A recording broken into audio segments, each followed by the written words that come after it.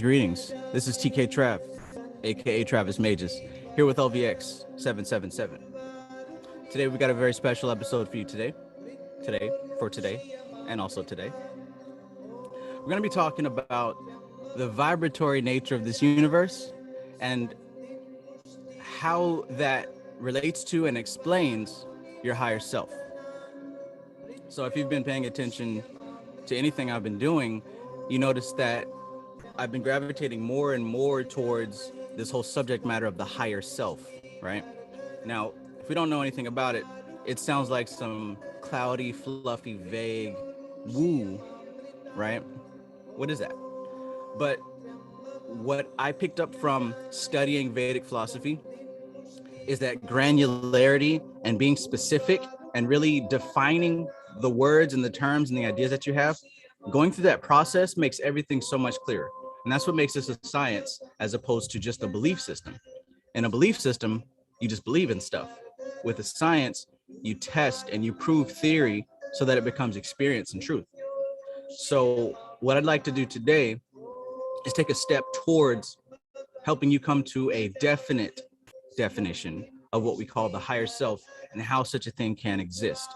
And what it means to be in a vibrational universe, right? We know that everything is vibration. We know that everything moves and vibrates. That's what the Kabbalion told us. And that's what we can experience from our day-to-day life. Everything from the smallest atoms, like everything moves. Even things that look like they're not moving, moves. So we've got this range of expression here, right? This little small window of expression. And it actually extends infinitely. This is what's called Om, right? In the Vedic science, they talk about Om, which is this very, very, very subtle layer where all vibrations and frequencies exist simultaneously. But in these vehicles that we are currently operating in, we have a very small window that we can perceive what's going on. So within that small window, we've got a frequency of hearing. I think it's like 22,000 to 220 hertz. Like that's all we can hear with this body. Everything below that is called infrasound. We can't hear that. Everything above that is called ultrasound. We can't hear that. But we use ultrasound to look at babies before they're ready to come out of the oven, right? Same thing with light. We've got a small range that we can visibly see and interact with and interpret. But there's infrared, which goes beyond our range of vision. And all we can really see with that is red and nothing else. And there's above that ultraviolet, right? So there's a range of frequency going infinitely past what we can perceive. And this goes for all of our senses: hearing, sight, taste, right? There's tastes that you can't touch and taste beyond what you can touch. Taste. There's senses, there's smells, right? Everything. Like dogs have a more sensitive set of smell. They can smell things that we can't smell, and so on and so forth. So likewise, this reality that we exist in, there are vibrations that are below our conscious mind. We call those subconscious vibrations. And then there are vibrations that are above what our conscious mind can cognize and work with. We call that the ultra conscious, right? You might even want to call it the higher self. There's a system to all this, right? You may have just heard random words, but there's literally a system to all this that's been figured out since before anybody was doing anything.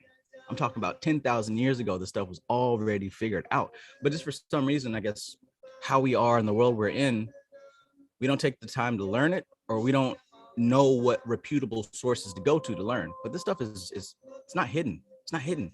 We just don't look for it. Modern science is based off of these concepts. So what they want to teach us is that science is the standard. But in truth, what we have is modern science actually stems from these ancient spiritual principles. Because we didn't have modern science 5,000 years ago. We had the same sciences that we're talking about today that we don't understand, like astrology, right? Like the motion of the elements, vibration, all these different things. So we're going to get into that today. If that sounds good, let me know in the chat. Let me know if that sounds good, if you guys are interested in that. Unfortunately, I don't think we'll be here all day because I kind of do have something that I have to look into in about an hour and a half. So within that compressed time frame, I just want to run through this information. Thankfully, it's recorded, so you can always go back over it if you don't catch it. But if that's okay with you guys, that's what I'd like to talk about today.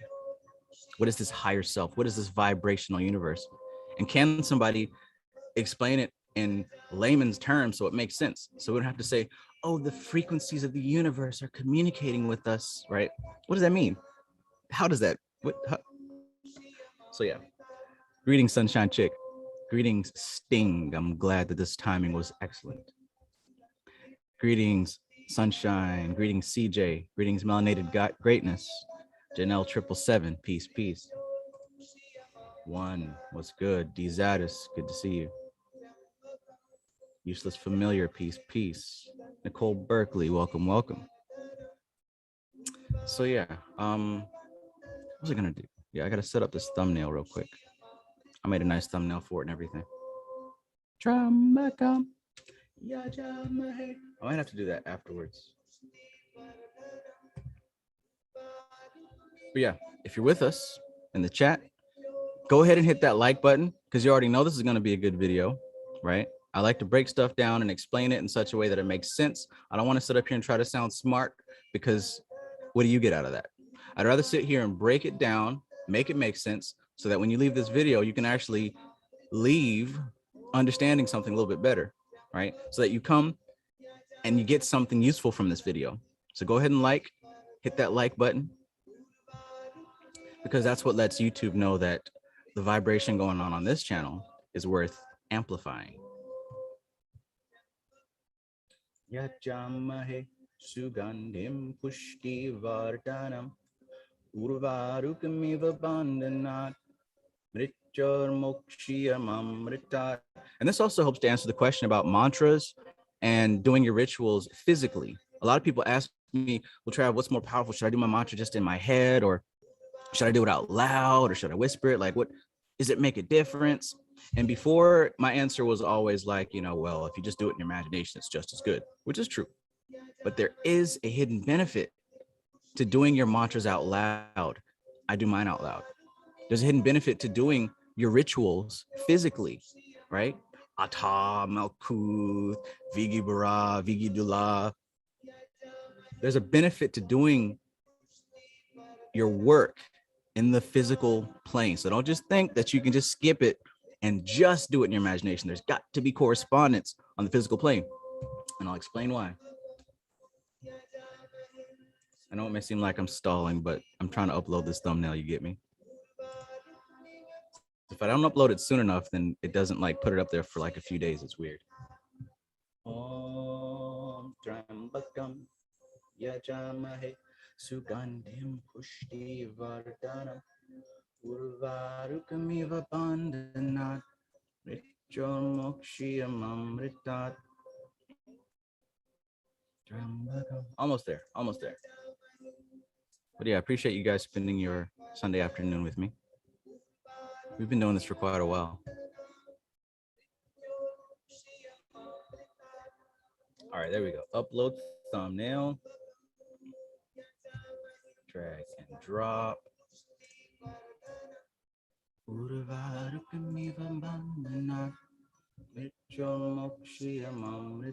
It's been a weird set of days. Look, I've been paying attention to the vibrational frequency of the moon. We usually pay attention to the sun. Where's the sun at? What sign is it in? I've been paying attention to the moon lately because that's also just important. The moon regulates your mental prana. Well, anyways, the sun has been in Scorpio for the past 2 days. Jeez Louise. Starting to make sense now. We had some Scorpio type events going on last night. I haven't had that many titties pressed up against me since I was working with Citri 3 or 4 years ago.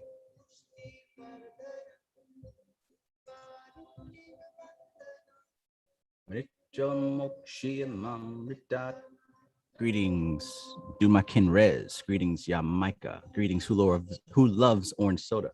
Society Ejects. Peace, brother. All right. So now that I got the thumbnail, and now that you guys are here, and 15 of the 33 of you guys hit the like button, come on now. Where's the rest of y'all at? Let's begin. So basically, we exist in a soup of sound, right? We're surrounded by vibrations of all types. Obviously, I don't have to explain that. We got cars going on, we got your TV, we got your phone, and people talking, and there's vibration everywhere. The trees, the animals, the insects. And when I say vibration and sound, I kind of mean those as an interchangeable thing, because vibration sound is a vibration, but all sounds you can't hear. All vibrations aren't sound. Some vibrations are interpreted as vision and smell, etc. But we're surrounded by vibrations. That's why we have a body, so that we can maneuver through this vibrational soup. Like, this physical plane is actually a vibrational soup. It's not a concrete hard thing.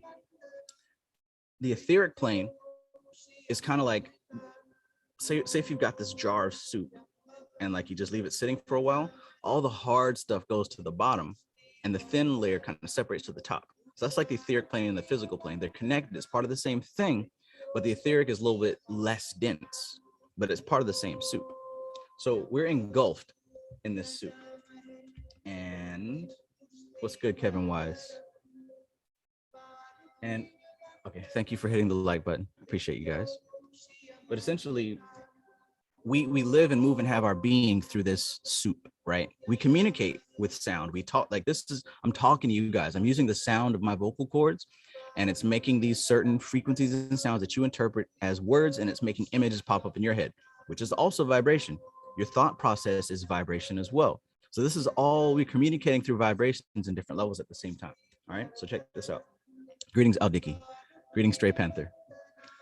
When we disturb the air in any kind of way, it makes a sound. So me moving my hand like this, what's happening is I'm the slightest motion is pushing the airwaves, right? And whether it's walking or dancing, even when you're sleeping, you're pushing the airwaves. And if you look at, I guess if you could visualize this and you see the motion of my hand, there is compressed air that's moving with it and away from it. And it's in a wave pattern. So there's like a thick compression and a space, and a thick compression and a space. That's what it looks like in 2D. In 2D, you see the little wave going up and down. But in 3D, it's almost like the rings of a pond. When you throw that pebble in there, you see the rings go out. That's happening. That's vibration. That's sound. That's how it is manifested in this physical soup, in this soup. So even if I move my hand or dance or whatever, this is all making different kinds of jumbled frequencies, jumbled vibrations. So essentially, a sound is any random acoustic disturbance composed of different frequencies, right? So sound is all these frequencies. Now, here's the thing, the difference between a sound and a note. A note is just a single frequency, right? So when you play an instrument, you're not going to hear all the sounds. You just hear one note at a time. So it's easier to select and pinpoint one note out of things and add them together or subtract them to begin to create, like building blocks. It's very difficult to create if you have a jumbled mess, chaos, right? When you hear a bee or a mosquito fly past your ear, it makes a single note, right? That's the vibration that it's resonating at, all right? So like I mentioned, with these waves, you've got what's called the compression of air, and then you've got the rarefication of air. There's dense air, and then there's space in between, because it's uniform, right? All of space is uniform, but when you cause a disturbance, that disturbance kind of clumps up some of the air, and that clumping means that another portion of it is thin, right? I hope you're grasping this visually. I'm just trying to break it down from the simple before we get to the complex, so bear with me. All right. Peace, illusionist. Thanks for coming. So let me know if any of this is not making sense, because I want this to be very clear, because we're going from this low to the high. So if you lose me, if I lose you, let me know.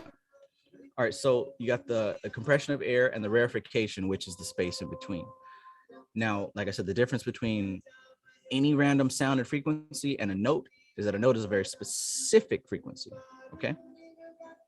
Now, sound comes from all things. We already talked about how infrasound is below the range of hearing and ultrasound is above the range of hearing. So just because you don't hear it and see it don't mean it's not happening.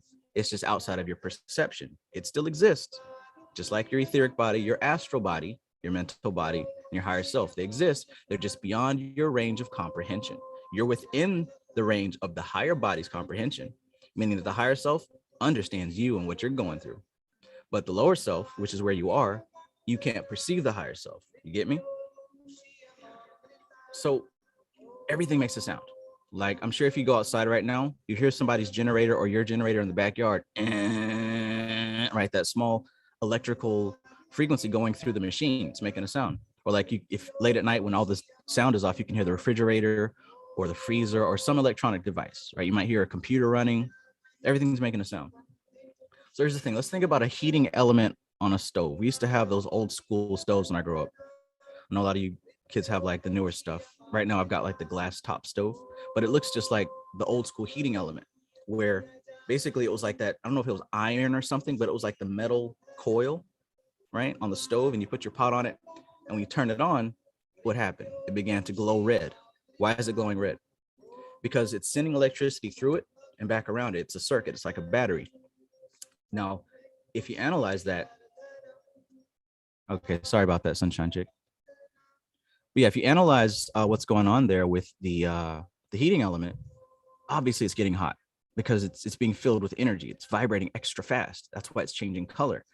Now, what's also happening is that it changes color because it's heating up, and if it heats up, it's expanding. Now, it doesn't expand a lot, but the fact that the energy is moving through it, that matter is pushed out. It has expanded, right? Same thing happens with if you connect a battery to anything. When electricity flows through those wires, it expands even just a fraction of an amount. What's good stuff, dog? Peace, peace, bro.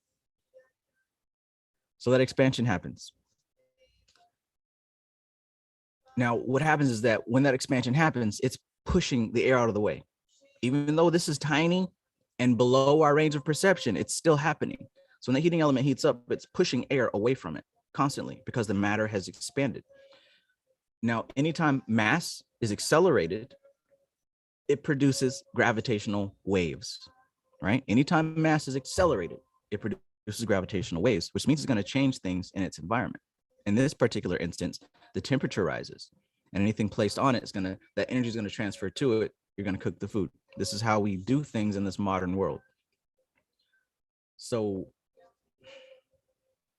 gravitational waves, they're very thin, they're very subtle. Now, as they expand infinitely, right? They expand infinitely out to the edge of Akasha. It doesn't stop. So when we have electronic devices or anything that's going on, the waves that are being produced, they're very thin, they're very fine, very subtle, but they're being pushed all the way to the edge of the universe consistently. Just like with Kether on the Tree of Life, pushing down to Malkuth and back up, these waves are constantly going consistently. This is how reality is created. Just like how Shiva, the concept of Shiva, when it interacts with Shakti, when Purusha interacts with Prakriti, when consciousness interacts with matter, it causes a change. That subtle gravitational pull has a chain reaction that makes everything else around it change and vibrate and dance. So that sattvic harmony is now upset. Now we have rajas and tamas, right? You see, this is starting to make sense. We're connecting it to the Vedic now. So when consciousness is introduced to matter, it stimulates matter. It causes a chain reaction, this gravitational pull, right? This frequency, this vibration, it makes a sound. In the book Samkhya Darshan by Swami Niranjanananda Saraswati, he talks about how there's a cosmic sound when consciousness meets matter, when Purusha meets Prakriti, when Shiva meets Shakti, there's a cosmic sound, right? There's a cosmic sound that happens that echoes throughout eternity. And that's what makes the reality that we exist in. Now, they call that sound nada, but it's not just a sound that you hear. Like I said, it's all frequencies, all of them. Now, we've got an instrument that can only tune into a certain set of those frequencies. This is where we have our physical life. Check that out. But gravitational waves, they expand infinitely throughout Akasha. They're weak, but they still exist. All right. And what happens is the air moves. And it's not just the air that's moving, there's the prana behind the air that's moving. The prana is literally what we've been talking about as far as energy when we talk about spiritual stuff. That was called prana in the old days. So there's prana that's riding along with the air. That's the energy that's coming down from the sun. All right. What's good, Mo B? Peace, peace. Okay. Illusionist says it can even be seen time to time if you're sensitive like me. Exactly. If you're finely tuned, you can start to perceive some of these subtle vibrations. Now, most people are dense, literally. They're dense and they're dull, so they're not going to perceive a lot of these. But those of us, some of us are born with the ability to perceive some of these sensitive frequencies, and some of us do the work to gradually tune ourselves to pick up these frequencies. But anybody can do it. It's not impossible. That's why I've been recommending a lot of these rituals and meditations and practices, because they go through the process of tuning you into these higher subtle frequencies. And that's what my course is all about, the inner light activation system. We're going to do it like it hasn't been done in a very long time, but I'll let the students talk about it. I've said enough. All right. So even our smallest insignificant actions are broadcast infinitely and absolutely will influence someone and something, regardless if they are aware of it or they care. So every single living instance of your being has an effect on your environment, and it will definitely affect something and someone eventually, if not right away. I mean, obviously, me making this video is affecting all of you guys watching it. It's affecting my roommates. It's affecting my neighbors. It's affecting my grandparents. Like, everyone is affected by every action we make. So nothing, not a single thing, not even you breathing in it, not even your heartbeat, not even you blinking, none of that goes without consequence. That's what karma is. Has nothing to do with, oh, I did a good thing, I should get a prize. Oh, I did a bad thing, I should be punished. No, karma is the cause and effect. Every action that you make creates an equal and opposite chain reaction. Now, the karma compounding and building is when you consciously attach to the causes and these effects, and you bring more of it into yourself. There's a way to not attach to these things and let the energy do what it's doing. Because look, this process of vibration or energy is going to happen with or without your interaction, with or without your consent. And it was happening before you got here, and it will continue after you leave. It's got nothing to do with you. But as long as you attach to it and identify with it, now you're bringing more, you're piling heaps of coals upon your head, as the Bible would say. All right, so let's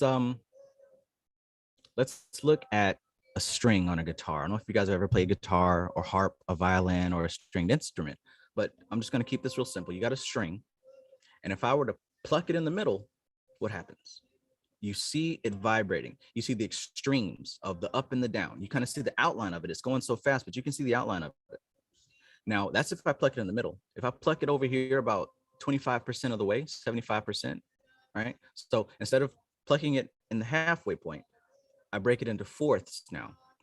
If I pluck it there, I don't have just an up and a down. I've got two ups and downs, right? Now the string's going like this because I plucked it at a different spot.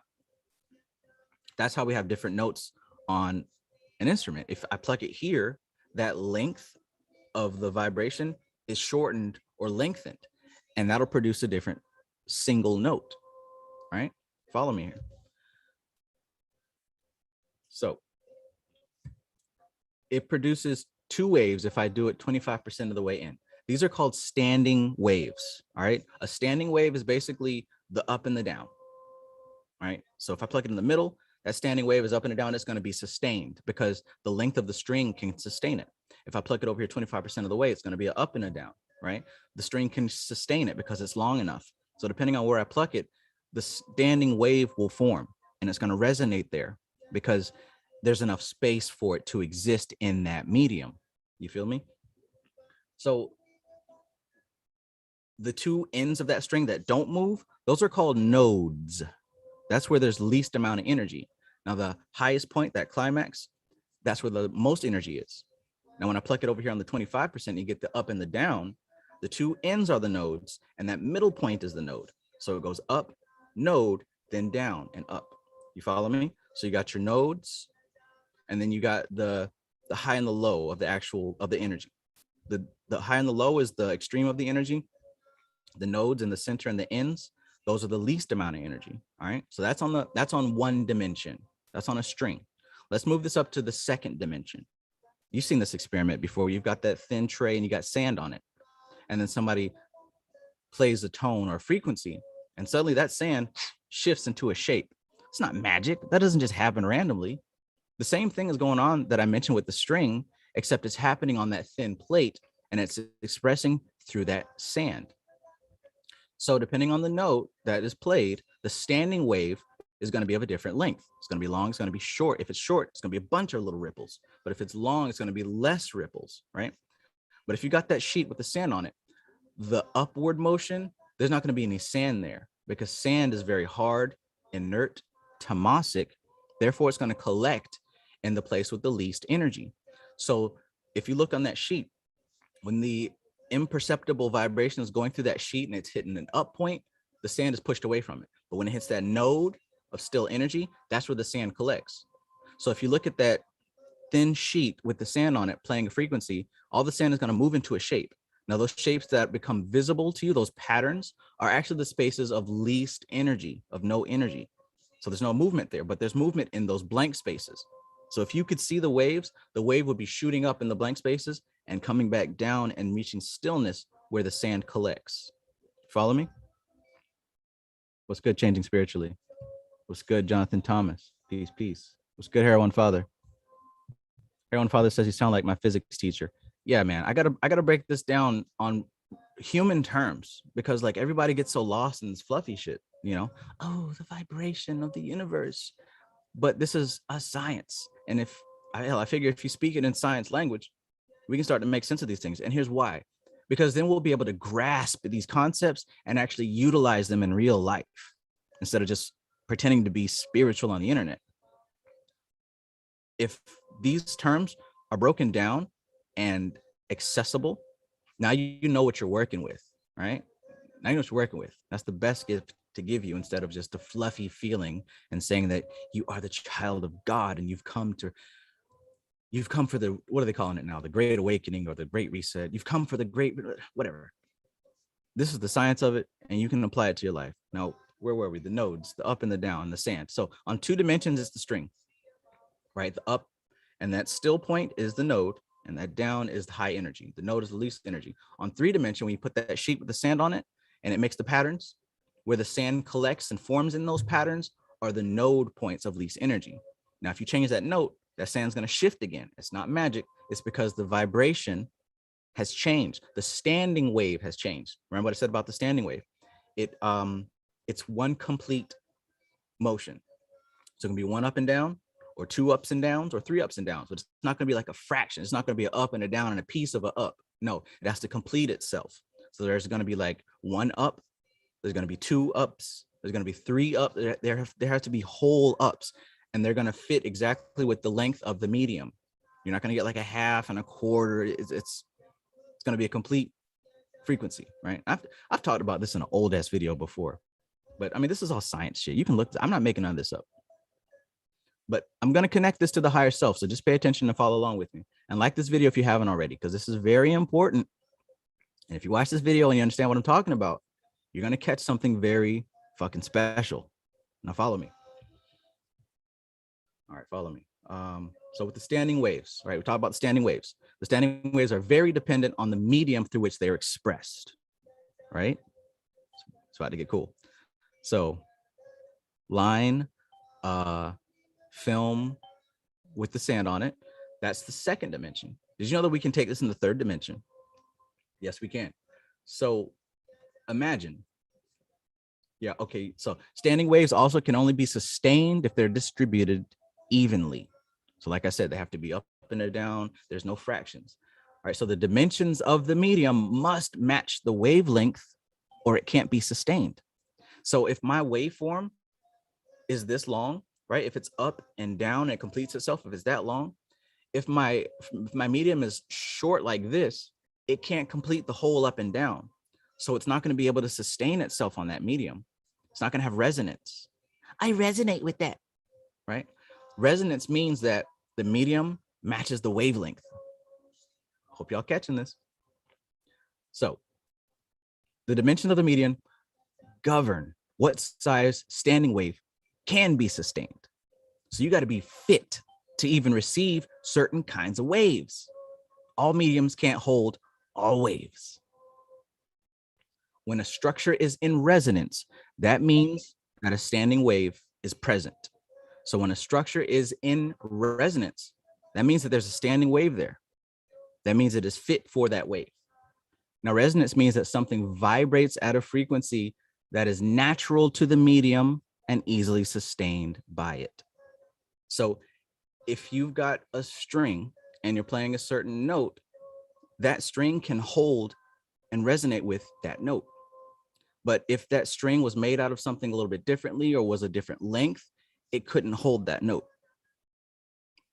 Like with a guitar, the reason that it has these frets on it that separate the spaces, if you played a guitar, if you haven't, if you look close at a guitar neck, it's got little lines on it.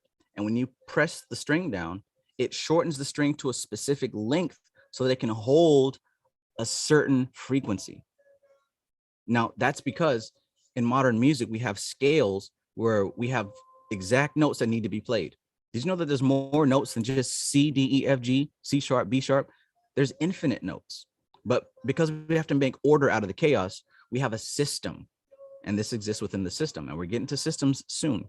I hope you're able to cross-pollinate what I'm saying here with the vibration and this magic stuff.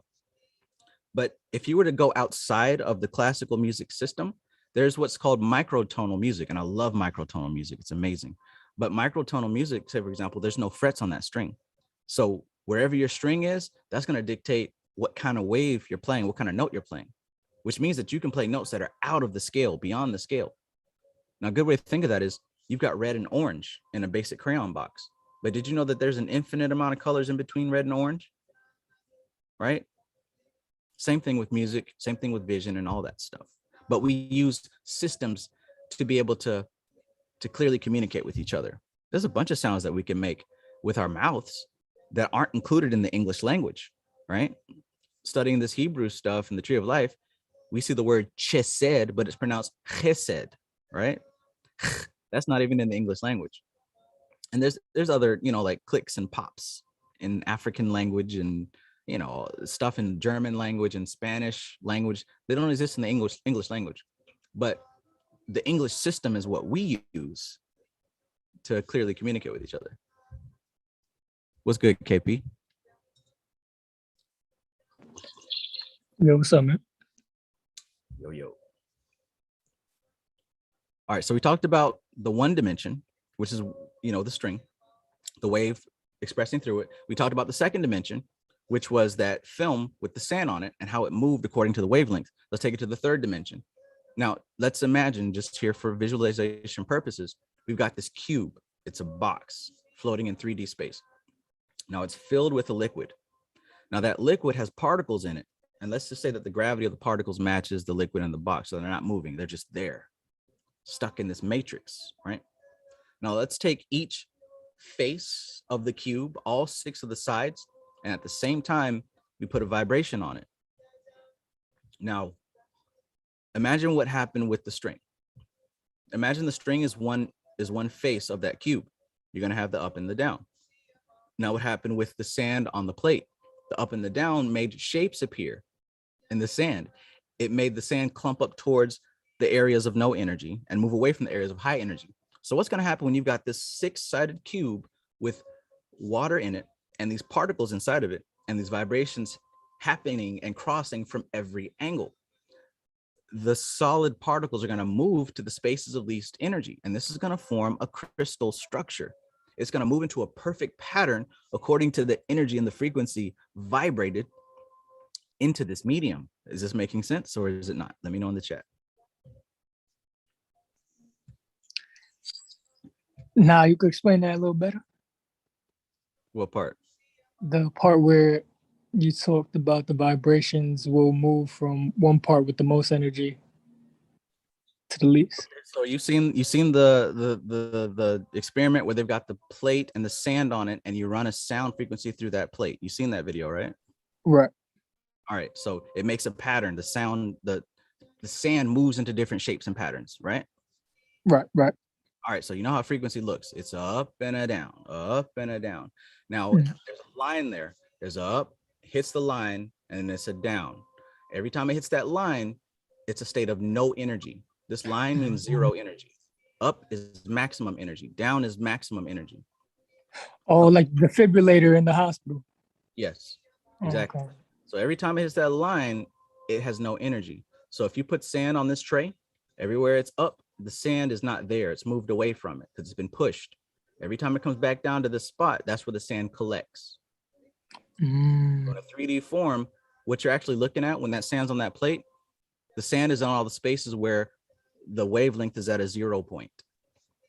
Now, if you take that same plate of sand and actually make a cube out of it, which is 6 plates in a cube Mhm. shape with water inside with particles, that same thing is happening, but it's all happening within the matrix of that water. Oh, got you, got you. So the spaces where there's no energy, that's where you're going to start getting shape, form. That's where it's going to start to form together and become a thing. And this is what we have here in this 3D world. We're surrounded by ether, by Akasha. And the patterns that we see in reality is a result of the vibrations that are beaming down forever. What we actually are points of least energy. And we're even containers. So that's what it looks like if you see it on a 3D cube, right? I hope you guys are following me there. And just for this example of it being a perfect cube, which means that the vibrations are perfect on each side, it makes a crystal structure. And that's why crystals always come out with the same type of patterns and shapes. They're always either 6-sided or 5-sided or whatever. So what did we do? Using sound, we introduced order out of chaos, right? Using sound, using vibration, using frequency, we made an order out of chaos. So when you see perfect structure and orderly patterns, that's the evidence of sound interacting with a volume. The human form is a perfect pattern. That's the result of a sound interacting within a volume. The 5 shapes of the top was the square, the moon shape, the triangle, the hexagon, circle, the egg shape. These are perfect patterns that are evidence of vibrations happening within a volume. So let's talk about interference patterns, right? So we're slowly getting a little bit more advanced. When you throw a pebble in the water, it makes that the concentric circles radiate outward. You throw the pebble in, the circles go outward.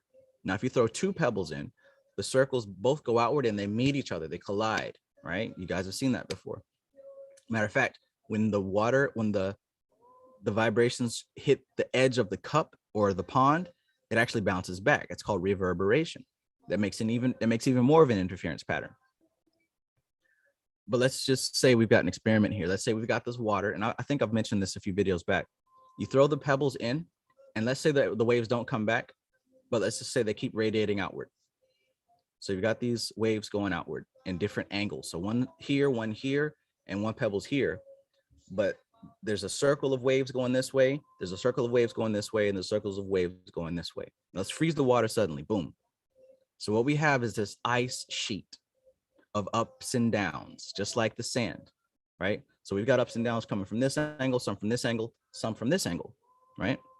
Now we freeze it and we're able to look at it, we're able to see it. You know, let's say it's a thin sheet with the ups and downs. That's our experiment there. We're going to keep that and just hold it. Let's put it off to the side for just a second, because this is going to explain how our brain works, and it's also going to explain how the higher self works and how holograms work and how this is a holographic universe. So let's take that sheet of ice with the ups and the downs and the interference patterns. Let's put that aside. Let's talk about how interference patterns work. So we talked about the ups and the downs, right? Now, like I mentioned at the beginning of this video, we exist in a sea of vibration. So you're not just seeing this. Like, there's vibrations coming from everywhere. There's traffic outside, there's your computer, your phone, your heartbeat, your brain, the people around you, everything's making noise.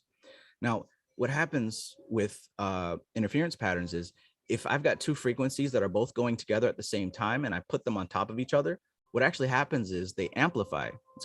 I think it's called additive interference. No, yeah, constructive interference. So what actually happens when you put those waves together is the highs double and the lows double. So they add to each other. Two frequencies that are sympathetic and resonate with each other, they amplify each other, right? Now the opposite can happen. The opposite can happen. That's called destructive interference. That's when the highs and the lows are opposite. They actually cancel each other out.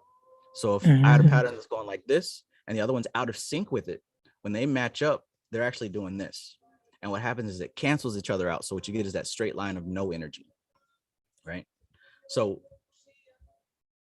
let's go back to the ripples in the water. In the water, those pebbles, the places where the amplitude, yeah, it's called amplitude. When the amplitude meets, it's actually doubled because the energy, it's added with itself. And when one wave is going up and one's going down and that meets, it actually cancels itself out, right? The energy balances. Rajas and tamas become sattva. So here's how this relates to the higher self and the brain and the holographic universe. If we were to take that sheet of ice with the ripples in it, this can actually make a hologram. Let's just say in the perfect visionary world, we've got the equipment to analyze this ice. Now, if you really look at it, if you take those ripples and you look at it from the right angle, you can trace back the origin of the ripple. You can trace back what started that ripple. And it doesn't matter which piece of ice you have. Say if you accidentally drop it and it shatters, if you pick up even a piece of that ice with the right equipment, you can see the angle of the ripples and the angle of those waveforms. And like I said, with the right equipment, you can deduce where the origin was. Just like how they can take a fragment of a skull and make a computer animation of, they can deduce what the person looked like. They do that in forensics, right? So it's not far-fetched. They use the same concept of a hologram. You take a piece of it, and that piece contains the essence of the whole. This is what Samkhya teaches us, that the effect is in the cause, and the cause is in the effect. It's a holographic universe. Just like every little piece of you has DNA in it, and with the proper equipment, we can replicate the whole based on a fraction, right? This is how the universe works. That's why the tree of life, you see a man shaped superimposed over it, right? As above, so below is what the Kabbalion called it. So with the proper equipment, we can pinpoint the origin of the ripples on that sheet of ice. Now, obviously, you're not really going to do that with a sheet of ice, but I'm making a point here that you can visualize. So curiously enough, science shows that our brains store information this way. Our brains, our physical brains, store information holographically like that. That's why painful emotions leave a lasting impression. That's why we could easily remember negative stuff than positive stuff. I remember when I got my ass whooped a million times as a kid, right? That leather belt, shapap, shapap, did not tell you not. I remember that because it left such an emotional impression, emotion, wavelength, right? It imprinted in my mind. And when you have an experience that resonates with an emotion like that, what happens? You instantly trigger some of these previous emotions. Now, some people have this to an extreme degree, and they call it PTSD or any other, all this other stuff that they have. It's the same thing is happening with our mind. This is how the mind, how the brain literally stores information holographically through a fraction, through a piece of an emotion. If you had the proper equipment, psychology, shadow work, meditation, you can pinpoint the origin of that ripple. You can pinpoint it. You can see where it came from, where it's leading to.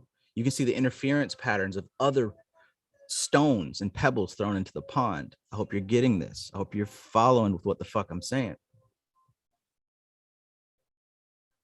So they have this thing called coherency, right? And coherency is when patterns are in consistent order. So a laser beam is coherent light. When you shine that laser beam, it's not actually a straight ass line. It's boom, boom, boom, boom, boom, boom, boom, boom, boom. It's a bunch of pulses of light following stacked one after each other. It's a whole line moving in unison. And because it's in such order like that, it's more powerful, it's stronger, it can cut through a lot faster. Now, when coherency is lost, the data rapidly spreads back out into chaos. So you go from a laser beam to a flashlight. A flashlight isn't coherent. It's literally just a light turned on and it all scatters out. But with coherency, it becomes a laser and it's hyper focused, right? Dharana Darshan in the beginning of that book talks about a weak mind is inconsistent. A weak mind is scattered, but a focused mind is able to stick to its point and do what it's intended and set out to do all the way to the end. But a weak mind can't complete a task. It's too distracted, too scattered, no coherency, incoherent. Goodness gracious. So the way that a hologram works is that it uses a coherent beam, a coherent laser beam, right, to replicate the data that's stored in the pattern. So you were to take that hypothetical frozen piece of ice with the wavelengths in it, and you would shine a laser at it, a coherent laser beam to hit it. And when it hits this mirror, it splits one wave into that sheet of ripples and another at the film, and they bounce and touch each other. And what's happening is that the conclusion is a comparison between the virgin beam and the beam that interacted with the ripples in the hologram. So the comparison is made and the difference brings forth a hologram. You can Google how holograms work for a better explanation, but essentially you got that single beam of light and it splits one, and single beam of laser, it splits and then it joins back together and they discuss their differences. So when it splits that first time, one of that split meets the hologram, the ripples, and then it comes back with the virgin beam and the difference is made. That's how they make 3D holograms. Holographic universe. So the recorded data stored in that recorded pattern. We use coherent light. Coherent light. Listen to these metaphors, please. This is how we replicate the image. So our minds work the same way with imagination, and it works the same way with memory recall, right? We compare our current experience with a coherent model of reality. Now, most people don't have a coherent model of reality. That's why everybody's so fucked up. But this is what we do. Our entire reality is composed of making comparisons. Our senses pick up data, but unfortunately, we don't have that reference line. This is why it's so important to have a discipline. And this also explains why nothing is true. Everything is permitted.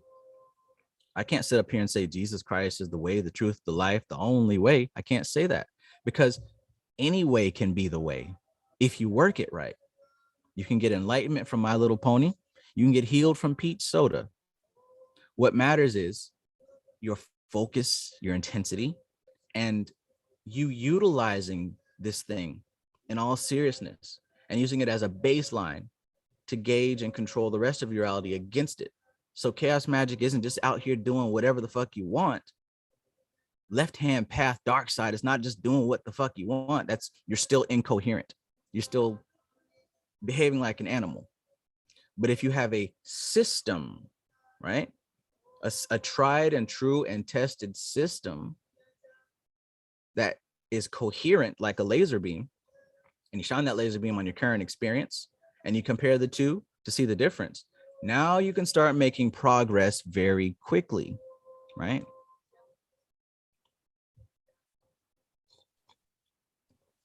I'm seeing it. Yes, sir.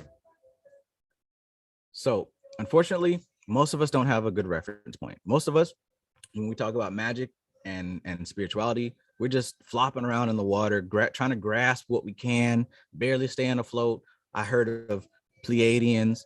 I heard of cord cutting. I heard of chakras. I don't know what this means, but I guess it's true. You're flopping It's around. 3 o'clock. Thanks, Maxine. We don't know what's going on because we don't have this coherent baseline. This is why study is so important, because when you study, you start to find that baseline. It starts to become self-evident. And once you have a solid foundation, that baseline, you can compare everything else to it. You can see what checks out and what doesn't. Not that my way is right, but my way checks out for me through experience, through testing, through the science of it. But if you don't have a way, nothing's going to check out, or everything you choose to check out is just at random and arbitrary, and your mind can change in an instant. Somebody can come up here with some smooth talking, and all of a sudden you following them. Then somebody comes with some extra smooth talking, now you following them, and you just go back and forth, jumping from person to person, YouTube video to YouTube video, speaker to speaker, book to book, because you don't have a baseline. So it's not that I'm the best or this person's better or worse. You got to have some type of framework for yourself, or else you're literally going to keep bouncing back and forth. Peace, Shango. Peace, Serious Suit, 888. Yes, yes. Straight Panther 79 says, I will admit I need a high school and college natural science textbook. I mean, it might help. It might help, because I'm thinking, as I was thinking about this today, I'm like, man, maybe all school wasn't bullshit. Maybe we just weren't organized enough to really receive that information the way that we could have. I mean, truthfully.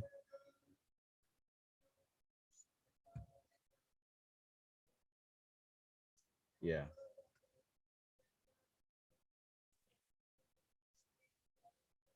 But yeah, let's continue. We're almost there. We're almost there. Bear with me. I know this is going on a little bit longer, but I'm just trying to make sure I don't leave anything out, because I feel if I leave something out, that's going to leave room for woo.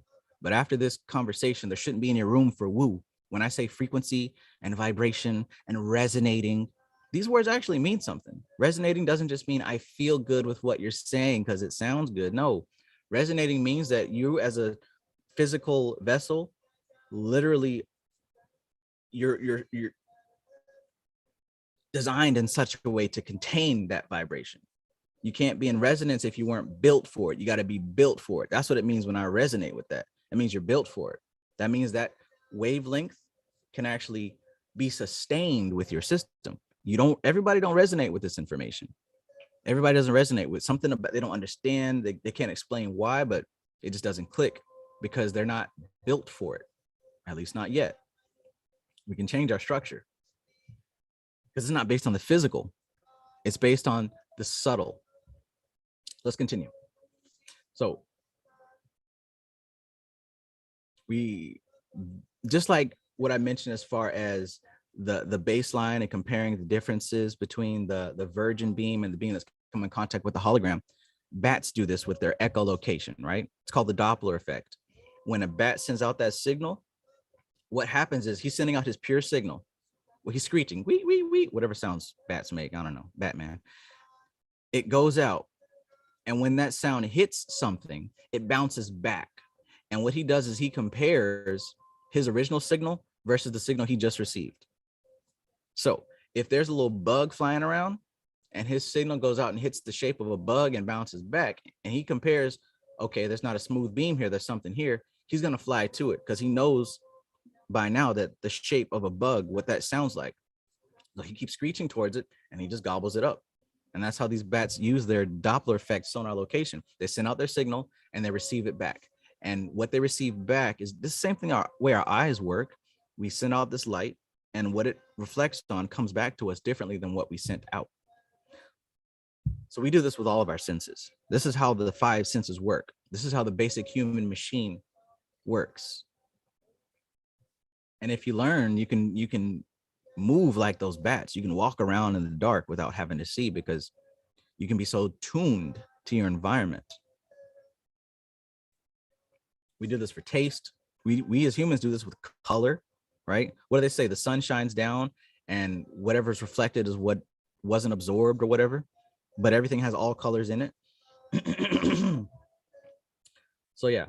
So let's get to sympathetic resonance here. We're starting to wrap it up now. Sympathetic resonance is a phenomenon that happens, like, say you got 2 violins. One violin is sitting on the table and one is being played. And as you strum that note, if you've ever been around stringed instruments, you'll notice that the violin on that table is starting to make that note. I made a video a few years ago of being at this lady's house, and she had this beautiful harp. And it blew my mind because I've always heard recordings of a harp, but I've never been in the presence of a harp. And what I found was that it's an experience that you not only hear, but you also feel it. The vibration hits your body and you feel it. And it was beautiful. Not only that, but I walked around her room, her house, and I noticed that the piano, because look, if you got a violin, you got to have a piano too. I mean, it just comes with it, and some marble statues. But I went over to the computer And I noticed that the string of the note that she was playing on her harp was also vibrating on the piano. Likewise, on the violin she had, it was also vibrating that note on that string as well. Nobody was playing these instruments. It wasn't a spooky ghost. It was called sympathetic resonance. So when she would play this note, that same note would resonate on that piece. So imagine having an entire string orchestra of everybody playing the same sounds. You can't capture that in a recording. So yeah, playing a note on one of the stringed instruments sends out energy.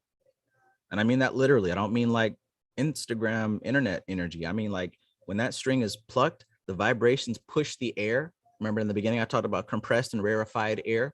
The air is pushed out and it goes infinitely. Remember, I said that also. It goes out infinitely. Although it's weak, it goes out forever to the edge of Akasha. But in the meantime, it hits another stringed instrument that can contain that same frequency, and that energy now is activated on that string. And that string begins to vibrate at the same length. And her violin over here, that's called sympathetic resonance. It doesn't just happen with stringed instruments, right? Catch what I'm saying here. So, sympathetic resonance. They resonate together because they are tuned to the same system. Notice I said the harp, the piano, and the violin. They're all tuned to the same system. They have some of the same length of strings because the piano is actually a stringed instrument, right? It's got a string. When you press that key, the hammer hits that string. So all those different notes, remember I talked about earlier the standing wave? When you pluck it, it makes a vibration. And if it's in resonance, that means that the string can actually contain that vibration. Well, the piano has a string that can contain that vibration. The violin has a string that can contain that vibration. So all the things in the vicinity of it that can contain it are in resonance. Now, we also see this phenomenon with clocks with a pendulum. You can set a bunch of different clocks. And if you don't want to do that, you can watch it on YouTube or whatever. If you got a clock and you let it go and you set all of them and all their pendulums to go at different rates, if you walk away and come back hours later, they're all going to be swinging in unison. They're going to be locked in unison. And that's not magic. That's not spooky ghosts. That's sympathetic resonance. Because the clock with the strongest oscillation, the strongest energy, it's going to dominate the others and they're going to conform, right? So the more confident, sturdy pendulum are going to affect the ones around it. As it pushes the air this way, that energy is going to come into contact. Remember with the waves in the water, where one vibration, and when they hit each other, they amplify if they're in the same accord. And if they're out of sync, they're going to cancel each other. Well, the weaker ones that are out of sync are going to cancel their motion and amplify according to the strongest one. This is how nature works. This is how nature works. Man. But also, like I said, they're in the same system. Both of these pendulums are on the same, all the pendulums are in the same system, so they flow together, right? They're locked into sync. The energy transfer is optimum when you're in the same system. The energy transfer is optimum when you're in the same system. One more time, the energy transfer is optimum when you're in the same system. So if you're jumping from Ifa to Goetia to Kabbalah to whatever they doing over there to some new shit to that shit over there, you're not in the same system and you're not getting any of that energy transfer. As a matter of fact, you're feeling overwhelmed, lost, confused because you're not getting any of the energy transfer. It's nature, not my opinion.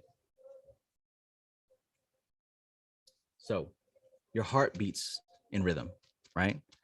A curious thing happens when a bunch of women live together. You know what I'm about to say because I've used this example before. Every woman has a cycle, right? Now, a bunch of women living in the same vicinity, the same thing happens as the pendulums on that clock. The same thing happens as the harp string and the violin and the piano. The cycles sync together because they're in the same system. It's called a female body. The cycles sync together. Man, I hope y'all getting this. So the fastest oscillator will force the slower ones to operate at its pace if they're in the same system and resonance. So this is how you move low frequency to high frequency, by staying at a high frequency. The Kabbalion tells you this. Mystical Kabbalah told you that. Ophel told you that. Travis May just told you that. There might be something to it. I'm just saying. Nothing is still. Everything vibrates. Even the atoms, even the tiniest particles of the atoms vibrate, right? And they collect together when they're like-minded. So when we think, we send out vibrations. We produce electric currents that spread out infinitely into the ether, right? When our heartbeats do the same thing. Our emotional energy does the same thing. The body's energy that we store for movement, the kinetic energy, does the same thing. This is why we have these three power centers of the mind, the heart, and the gut. The third eye, Anahata, and the Manipura. These are your oscillators. So guess what? This extends even outward into the planets and the moon and the sun. This is why astrology is real. It's not, ooh, look, Mercury's in retrograde. Not only are the planets moving in a predetermined cycle and system, but their movement is sending out vibration. Look, if the heating element on your stove is sending out a gravitational current infinitely to the edge of the universe, how much more do you think Jupiter is sending out gravitational energy? How much more so do you think the sun is sending out gravitational energy, the moon? So all these frequencies and waves are beaming down at us at all times. Now, at certain times, they sync together and they're amplified. Like when we get a full moon and everyone's acting wild, or maybe the moon is in Scorpio now, so everybody's acting wild. Or what we've done is we've tracked and we've configured that when a certain vibration is happening in a certain sector or time frame, the energy can be distinguished. That's how we have these signs. We know what's going to happen when something's in Virgo. We know what's going to happen when something is in Gemini. We know what's going to happen when something is in Libra. It's not magic. It's not hocus pocus. It is science. It is patterns that can be tested. I hope y'all are getting this. So, vibration causes standing waves, all right? They occupy a fixed position in a string, on a plate of sand, on a cube of liquid, in a body, in a country, in a planet, right? These organized systems, they contain standing waves, which can be amplified or canceled out, right? Nodes, remember, nodes are the spots of minimum motion. So wherever the energy is at the lowest, that's where the node manifests. And if you look on that pattern of sand, that's where the sand's actually collecting at, in the node of minimum energy. So the higher energy isn't visible. Oh shit, what? Yeah, the higher energy isn't visible, but you can tell it's there because of what is visible. Catch what I'm saying? You can't see the higher self. You can't see the mental body, the astral body, the etheric body, because the energy level is higher than the physical body. You're going to see the physical body because this is the lowest and the densest vibrating, right? Interference patterns happen when sets of waves collide or amplify. So when two waves are in sync, they amplify each other. When they're out of sync, they nullify each other. And this could also explain in astrology why certain signs are malefic and benefic, why some signs and some placements in some houses are better for you or worse for you. It isn't magic or somebody's opinion. It's vibrational, because this is a vibrational universe. So a hologram is an interference pattern of light waves. That's what we're seeing here with this physical body and everything else. This is just an interruption. And it's the comparison of a pure wave versus the interrupted wave. What is the pure wave? What is that pure, the laser? Could that be consciousness itself? Could that be Shiva? Could that be the highest point of God, consciousness, observing through you? Now you think that you're matter. You think that you're this body. But in truth, God is that pure laser comparing itself to the hologram. It gets deep. It gets deep. I'm not going to say everything. I'm hoping that you can connect these dots, but I'm supplying what I can, supplying enough for you to connect these dots. Laser. Like, of course, I'm talking about science to science terms, but this is an occult spiritual channel. So the goal was for you to compare all the examples I gave to spiritual stuff, right? Even with the laser and the waves of the ice and the hologram, DNA, right? You can take just a piece of that ice with the waves in it, and you can track and pinpoint the origin of that wave, right? We talk about shadow work and going within and healing your wounds, right? Connect the dots with what I'm saying here. I know y'all are smart enough to do that, but for those who are not, at this point, I'm breaking it down like that. So oscillators are devices that move in a periodic, repetitive fashion between 2 points of rest. And guess who moves between 2 points of rest? You do. You go to sleep and you wake up and you go back to sleep. Guess what that is? Right? Everything is vibrational. When you hit that bed, you're at that 0 point. So an oscillator is a device that moves in a periodic, repetitive fashion between 2 points of rest. You know what else is an oscillator? That pendulum that swings. And the ones around it are affected. So oscillators vibrating out of phase with each other, they may get locked into phase through rhythm entrainment. Rhythm entrainment is the word when the cycles connect, right? When the periods connect, when the oscillator pendulums connect. A system of oscillators in phase can resonate.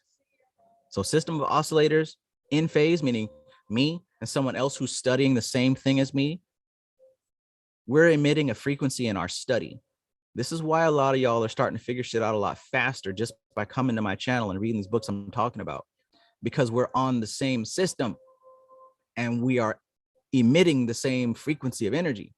So in a way, we are literally helping each other by studying the stuff at the same time. This is why rituals are done at the same time.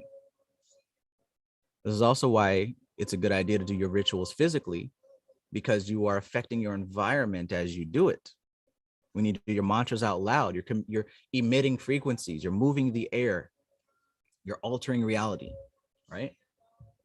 This is a vibratory reality, and we respond through the differences of sounds. Goodness gracious, great balls of fire.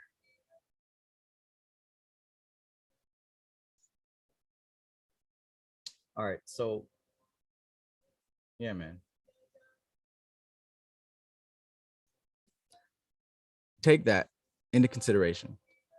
The higher self is another octave of what you're physically experiencing here. This body is a pattern of something that's happening on a more subtle plane, which is called the etheric plane. The etheric plane, your etheric body, is a pattern of what's going on in the astral plane. That's a pattern of what's going on in the mental plane. That's a pattern of what's going on in the causal plane. Now, if you think that was detail, I'm going into even more detail on how this all makes sense in the inner light activation system course. So I made a post that I was taking 7 more students, 4 people signed up. So at this point, there's only 3 more spots left. If you want to be a part of this thing before it starts, because it's about to start, I'm just wrapping up a few more things. That's the reason I'm coming out with this video right here, because I can't like hold stuff. I have to let it out. So this is a portion of what we're going to be going over. But yeah, if you haven't signed up, the GoFundMe is still active for 3 more students. After that, I'm literally closing it down so that we can go ahead and get started. The books are still printing out for all the students. But yeah, higher self, lower self. The higher self isn't just one thing. It's an echo on different levels. And when you come to understand the mechanics of it, you can utilize it, or rather understand that you are it utilizing the physical body. You switch seats, you get out the passenger seat and get to the driver's seat. Now, it's not an overnight process, but it happens gradually. And the more that you're in the driver's seat, the more you're driving the car. I'm not going to say I'm there. Obviously, I'm not guru enlightened, but I'm a whole lot further than I used to be. And my life is reflecting that change very obviously. So the same thing can happen for you. It's not about being smart. It's about learning how nature flows and flowing with nature, being in resonance, right? Being in resonance. It's not about controlling the world with an iron fist. It's about finding out how the world works first and foremost and getting in where you fit in. Because if you look at this thing right, you have something to contribute. And it's not just what you want to do. You are designed to resonate with a specific type of energy. And if you resonate with that energy, if you open yourself up to really resonate with what you're supposed to resonate with, you express it effortlessly, and everything in your environment adjusts to enable you to do so effortlessly, right? Connect everything that I said in this video to your magical practice, to your spiritual practice. If you want a better life, because who doesn't, you got to learn the nature of yourself, the nature of your mind, right? Because look, as we go through our lives, we collect data. As a child, we go through so many experiences, a lot of emotional experiences, right? A lot of us had depression. So that's a collection of emotions that doesn't go away. I'm not depressed now, but there's an emotional body there still. These things don't die, and they don't die quickly. When the physical body is done, that emotional body is still there, and it seeks another host. Your mental body is the same thing, a collection of thoughts and ideas and thought forms. This doesn't die. As a matter of fact, the higher up the food chain, the longer lifespan it has. So you got causal body, mental body, which is the thought forms. You got the astral body, which are the emotion forms. You got the etheric body, which is this visual imagination plane. That is the skin and the layer of the emotions, right? So I may visualize something that makes me feel a certain way, but the visualization is the etheric plane. But that feel a certain way, that's the best that I can communicate with my astral body. You can't really communicate with your astral body directly off rip. You got to learn and train how to do that. But the best way that you can communicate with your astral body right now is by analyzing your emotions. When you feel a certain way, that's your astral body making itself known. You're not controlling it, because most people cannot control their emotions. So don't be out here saying that you're doing astral projection and all that shit, because you know you're not, especially if you can't control your emotions. But it starts with controlling your visualizations. That's where it starts. All right. So I have said a lot of stuff, and I'm going to go ahead and get off of here because, you know, we didn't do a book study this time. But what I like to do in between book studies is just drop knowledge bombs like this. And yeah, I'm starting to get an idea of what I'm going to do for the actual app. I think I'm going to do stuff like this, but maybe broken down with PDFs and like visual cartoons and stuff, so that you can always revisit it and, you know, learn that way.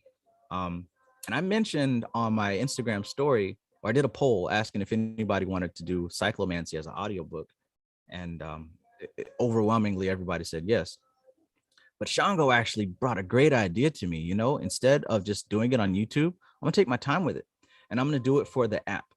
So one of the things that are going to come with the app when it's ready to be released is we're going to break down Cyclomancy. Now, it's not going to be like what we do on Sundays. I'm going to break it down. I'm going to break down the chapter, and we're going to have exercise. It'll pretty much be like a course, like a module of Cyclomancy. If you guys think that would be exciting, let me know in the comments. If you think that would be a waste of time, let me know also. But I think that might be a good idea to do it that way instead of just blaze through it. Because there's just like with initiation into hermetics, we learned that you couldn't just blaze through that. There were exercises that had to be done. And I think that to me, Cyclomancy is kind of basic, but it's still effective. And maybe it deserves special attention like that. So yeah, I don't think I'll do the Cyclomancy over YouTube. We'll probably do it on the app. Most definitely do the Cyclomancy. I've been struggling with that book for so long. Yeah, I think we will. I think that would be a good choice. Man, I'm just reading through the comments here.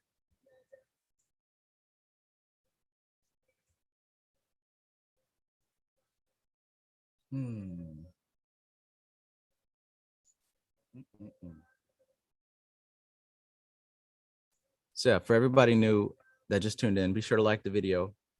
If you didn't catch all the goodness, be sure to watch this replay when I go back, or when I cut it off here. Kristen said that she was gonna come, but I guess she kind of got wrapped up. If possible, we might get on later tonight, but you know, she's been going through some stuff with her personal life and her family. Nothing bad, but just going through some changes. But it looks like she might be ready to come back if you guys are interested in astrology stuff still.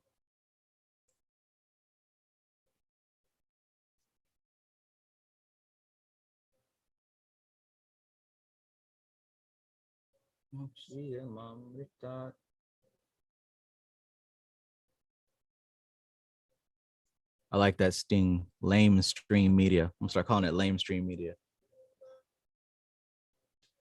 Sting says, right, I don't have to watch TV or give my attention to all the gloom and doom on the lame stream media. That's why I don't live in fear.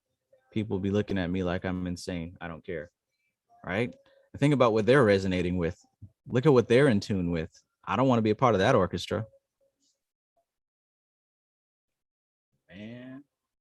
Mm-hmm.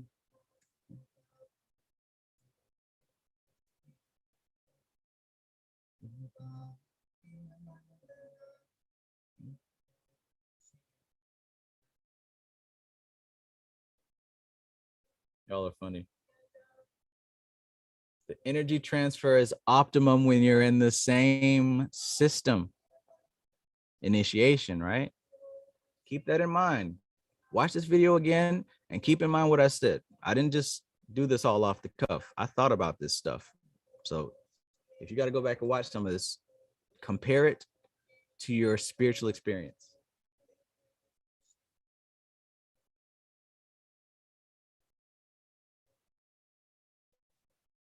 Hmm.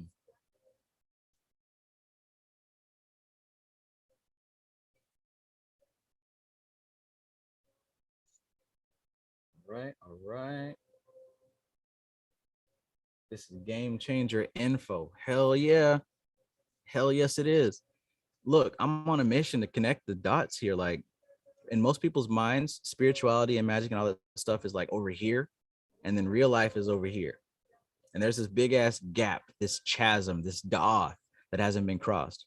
So while everybody wants to be spiritual and they want to do spiritual stuff and they want to, they know that there's this big open blank space where it doesn't connect to reality. And that's not saying that you're faking it, but I know you want to connect those dots. So that's part of my mission here is to help people connect those dots. I connect those dots for me. Like magic isn't way over here. Magic is real life for me. Like everything that I talk about here, I don't go off and do something different when I'm not on camera. If there's something I need, I do a ritual for it and then I get it.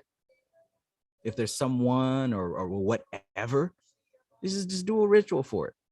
Send out those vibrations. Get something to harness the resonance with it. This is why correspondence is such a big thing, right? Because it's not about the resonance of like the size of the string necessarily. Sometimes color is correspondence, right? Man.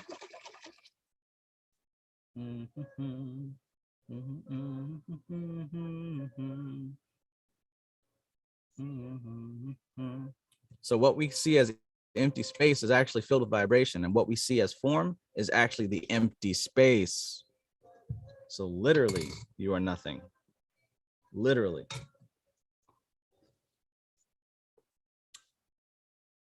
Just like the dirt on the pan. The real form is that vibration, but the dirt moves away from the high amplitude of energy and moves into the lowest amplitude of energy. So we see the dirt collecting in this beautiful pattern, but that's not even the pattern. That's the non-existent part of the pattern. The real energy is invisible. So all this that we see is actually the low point. This is not the energy. Form that you see with your eyes, that's the illusion. You see somebody with, they got the spiritual gear, a spiritual outfit on, and they're using the words, but they don't have the energy behind them. That's not spiritual. Spiritual is nothing to do with how it looks, right? I could be wearing polo shirts and khaki shorts and boat shoes like I used to. But hey, my early videos, I was still doing this right here. It's not about how it looks. Spiritual energy, it's invisible. And it's the movement of consciousness, the effect of consciousness in matter.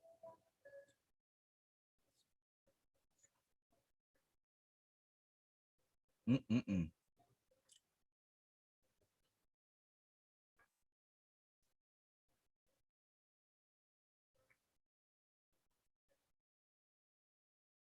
Mm-mm-mm.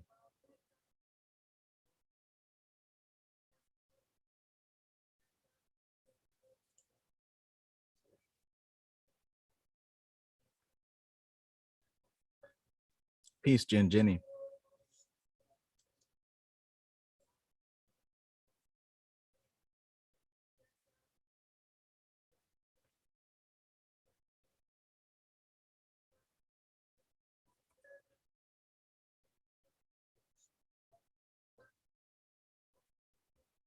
All right.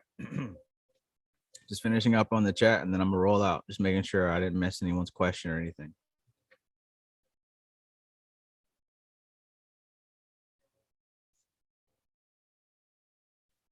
I'm tempted to do a DMT journey to help to see the world we can't see around us. That's one way. Another way is, learning how to meditate properly.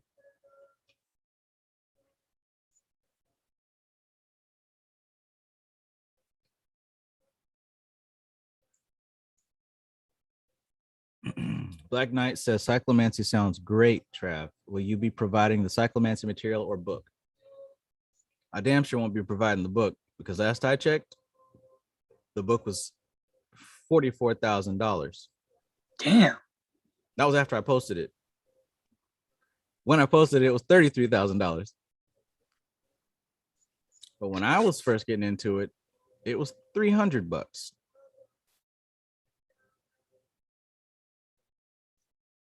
So no, I will not be providing the book.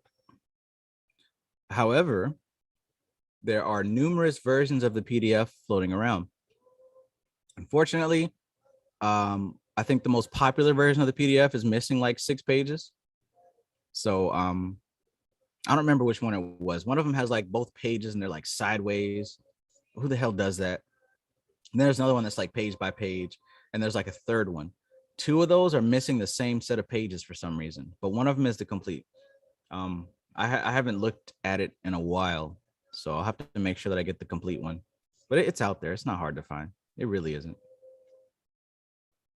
Brother Panic selling it for $50.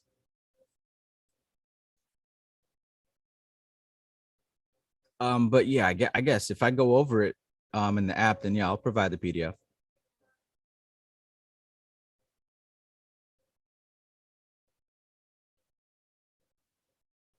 Melanated Greatness says that's an awesome idea, bro.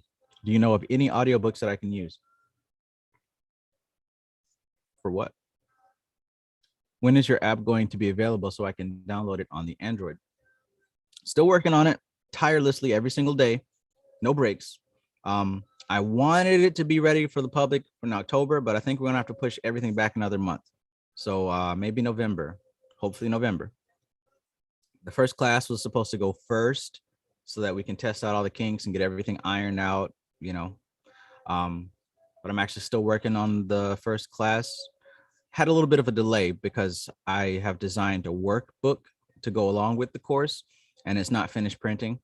I found a manufacturer, sent him my book design, and to print out the number that I had for all the people that have joined, it's taken a little while. So, but the good news is once he finishes this first batch, then whenever I need to order new ones, he'll already have it all on file. So it'll be all good. I didn't know how this stuff worked. I thought you could just make an order and it comes the next day. Like I got so spoiled by Amazon. But yeah, whenever you produce a book, it's got to go through a process basically. And part of that process is actually the manufacturing, and that doesn't just happen in a day. So that caused a bit of a delay. I didn't expect that. So hopefully the first class should be starting by the end of this month. At absolute latest, it's going to start in October. I'm not going to have you guys waiting forever. I'm not going to do that. If we got to, we'll just do it on Zoom. Fuck it.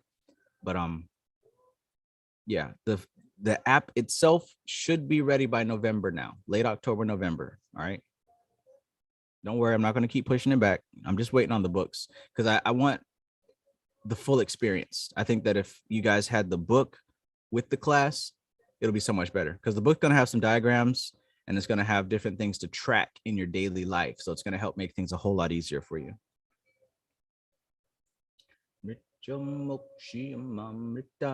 I am Malachi says, so we just donate on the GoFundMe app to join. Yes. To the first class, the seat is $300. And there's about 3 seats left because 4 people purchased since I said that there were 7 seats left.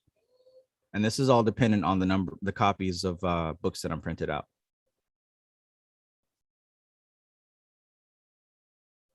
And depending on how it goes, we'll run the class again probably at the beginning of next year. Because I want it to be 6 weeks. It might be 8 weeks. We'll see. We'll see. Oh, so what is it for the 100? I thought what's the what do you get for 100 donation? $100. The $100 donation is going to be the care package. So it is going to actually include the book that I'm talking about here. That's another reason why I got stressed out, because, you know, a lot of people donated to that level. But I'm just going to include that book that I'm talking about, the workbook, as well as the mystery tool that I've been using to enhance psychic ability and meditations and astral travel and all that great stuff. You know, and also Magus Academy shirt. Okay. And, you know, things of that nature. There's actually going to be 2 workbooks that are going to be sent out. So the 2 workbooks, the set, the psychic tool, and then the shirt. So second class is probably going to be like around February, right? January, February. So yeah.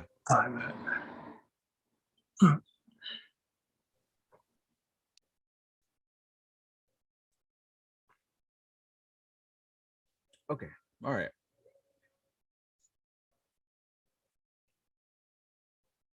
All right. So yeah, I think I gotta get going soon. My appointment is coming.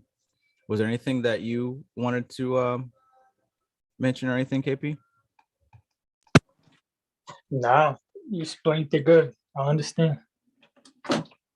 Cool. Exciting times, man. Jeez Louise. There's like so much, man. Oh my God, so much information. And this is pouring in. There's an explosion. I hope you guys are catching it. But yeah, there's just an outpour of data going on. I'm definitely wrapping it up here within the next 5 minutes, but I just wanted to kind of just talk about some stuff real quick. Yeah. For anybody sitting on the fence, you know, the course is going to go over the 7 main rituals that I've been using to fortify the connection with my higher self.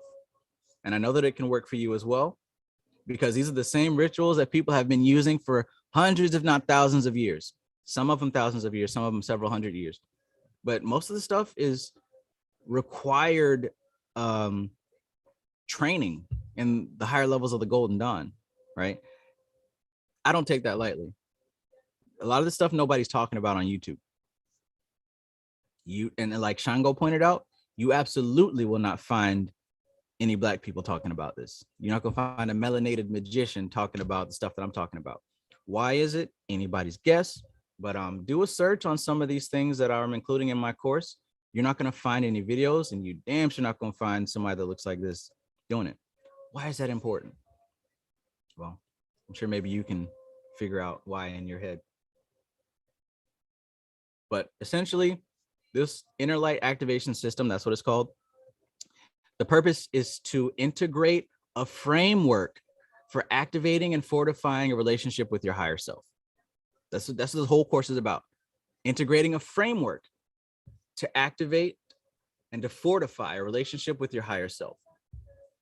And basically, the success of this connection depends on the quality of your connection with your etheric body, because it all culminates in the etheric plane.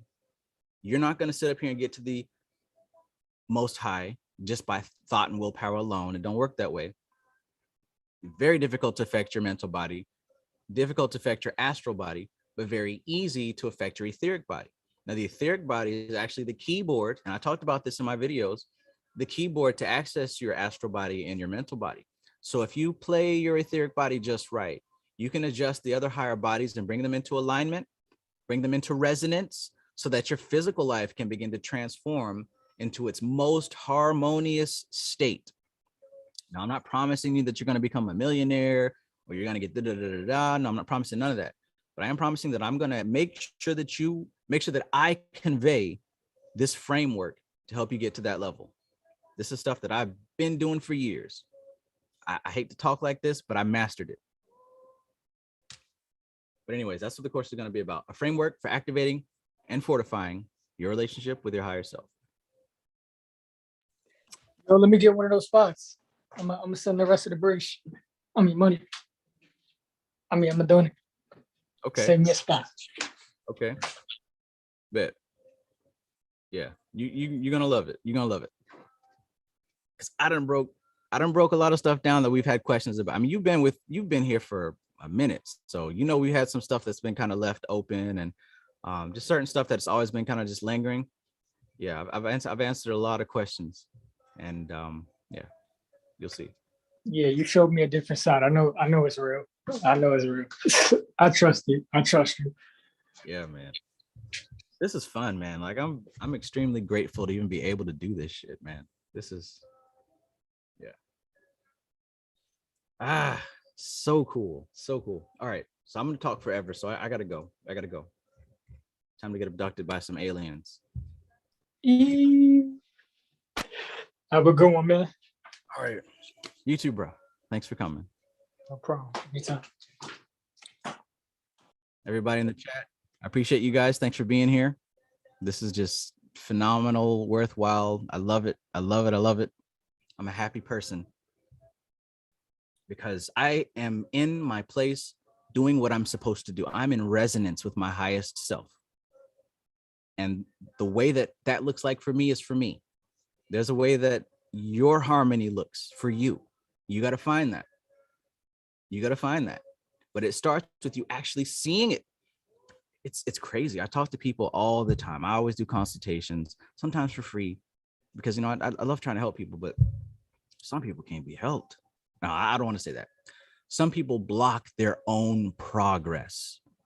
And one thing that I see missing the most from most people who are having trouble is they don't see themselves in a better reality. They just don't see it. They see themselves stuck. They see themselves hurting and pain or doing something wrong, or I just can't break my cycle. I always ask them, well, can you visualize yourself in a better place? No. Can you try? Well, what the fuck you want me to do? But yeah, guys, it starts with seeing yourself there. Imagination is the ass that the ark rides upon. And ass, I mean donkey, not butt cheeks. The imagination is the donkey that the ark rides upon. So you've got to get your imagination in order. You got to see it, visualize it.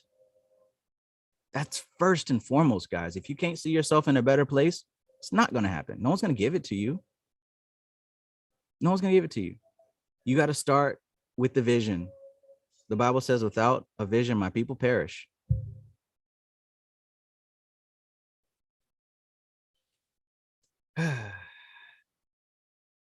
Maximilian, sorry that you came in so late. But look, this was a good one. I recommend going back to watch it because I went straight into it, broke it all down. Yeah, you want to watch it for sure.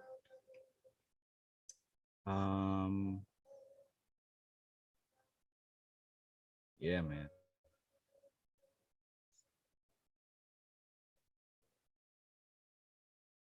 All right, I gotta get out of here. I got to get out of here. I'm gonna miss that spaceship. Mothership connection. Swing down, sweet Jared, stop and let me ride. Mothership connection. Naturally natured says donating on the GoFundMe gets the class and etc. Yes, the seat in the class is $300. KP is getting one now, so that leaves 2. Next class will most likely be January or February. I'd love to keep it open longer, but I think today might be the last day. Mia Moore, peace. You got yourself in there. But yeah, man.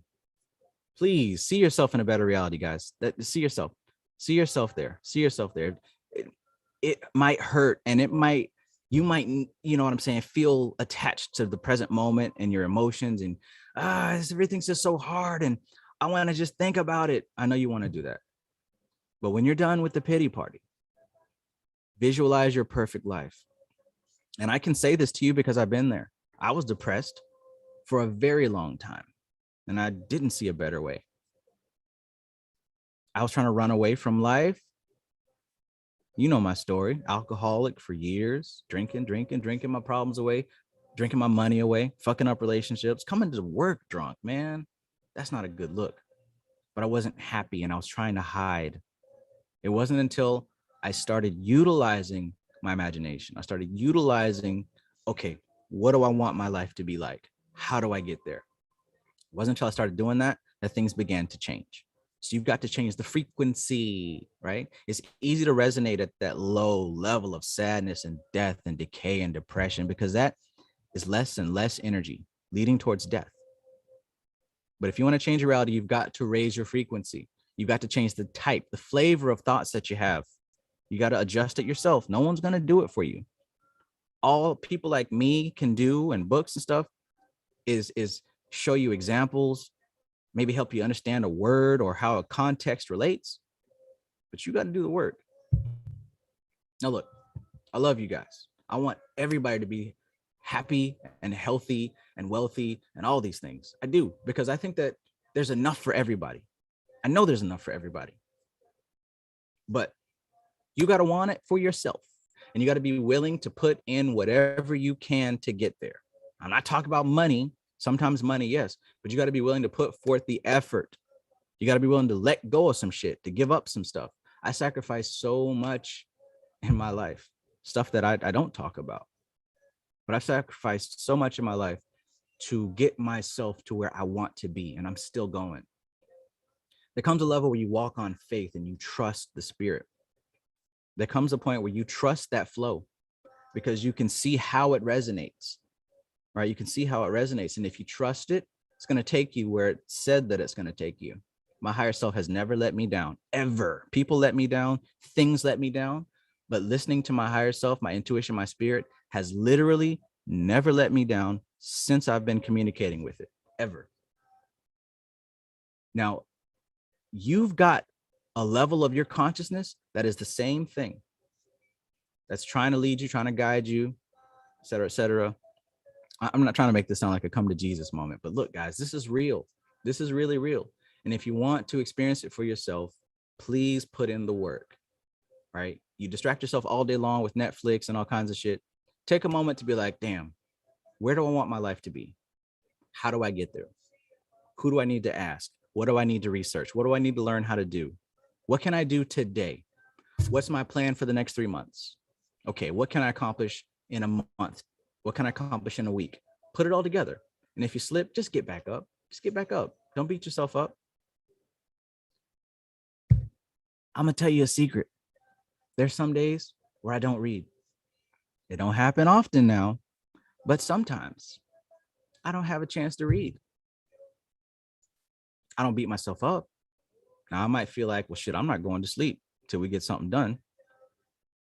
And I might stay up for 48 hours because I didn't read in 24 hours, but don't beat yourself up. All right, so that's enough, man. I got to go because I'm really about to miss my spaceship. All right. But yeah. Like this video if you haven't already. Catch the replay. I'm about to go catch the spaceship. If you know, you know. I might see you there, but I got to go. Yeah. Stay tuned, guys, because this is getting really good. This is getting really good. Really good. This is TK Trav, aka Travis Magus, here with LVX777. I love you guys. Peace.